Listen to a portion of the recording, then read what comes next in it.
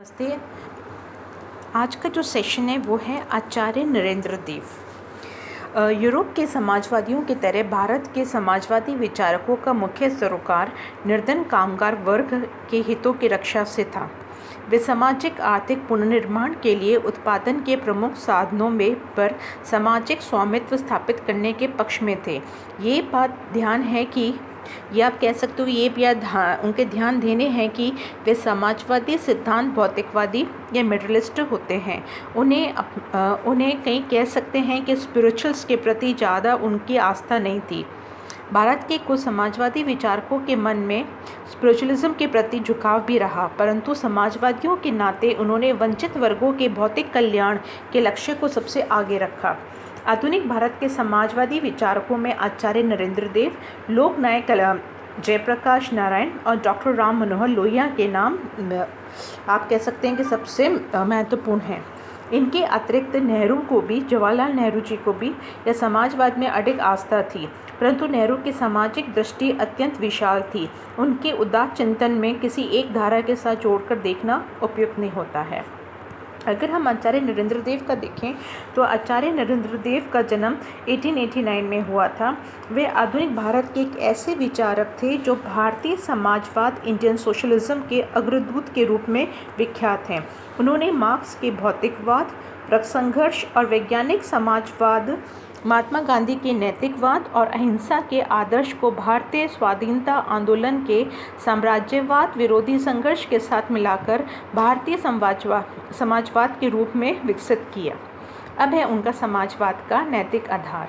नरेंद्र देव ने अपनी जो फेमस बुक थी उनकी, socialism and the national revolution, यानी समाजवाद और राष्ट्रीय क्रांति के अंतर्गत मार्क्स के भौतिकवाद का पुनर्विवेचन करते हुए लिखा कि मार्क्स ने जड़ और चेतन के सापेक्ष महत्व पर कहीं भी विचार नहीं किया है। नरेंद्र देव के अनुसार वे दोनों एक दूसरे के जितने महत्वपूर्ण हैं। मार्क्सवाद को इस नई व्याख्या का अभिप्राय ये था कि मनुष्य के जीवन में जड़ जगत या भौतिक जगत यानी मटेरियल वर्ल्ड और चेतन जगत या फिर स्पिरिचुअल वर्ल्ड दोनों का बराबर महत्व है।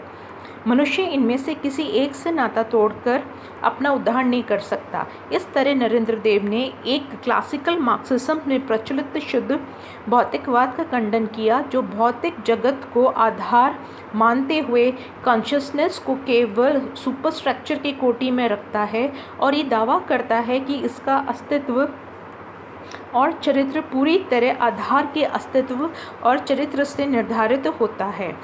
दूसरी ओर उन्होंने महात्मा गांधी के इस विचार को भी अस्वीकार कर दिया कि मनुष्य केवल चेतना के सारे आत्म कल्याण का लक्ष्य प्राप्त कर सकता है। नरेंद्र देव के अनुसार मनुष्य अपनी चेतना को चाहे कितना ही उन्नत कर ले, उनका जीवन भौतिक जगत की परिस्थितियों पर ही आश्रित है। यदि वे परिस्थितियां अनुकूल नहीं होगी तो मनुष्य की स्वतंत्रता और मुक्ति, इमेंसिपेशन, अधूरी रहेगी। भौतिक जगत की स्थितियां अर्थव्यवस्था से जुड़ी होती हैं और मनुष्य की चेतना अर्थव्यवस्था को प्रभावित कर सकती है, परंतु अर्थव्यवस्था उसकी चेतना को प्रभावित करती है। विकृत अर्थव्यवस्था के अंतर्गत बड़े से बड़े तपस्वी भी अपने मन पर संयम नहीं रख सकता।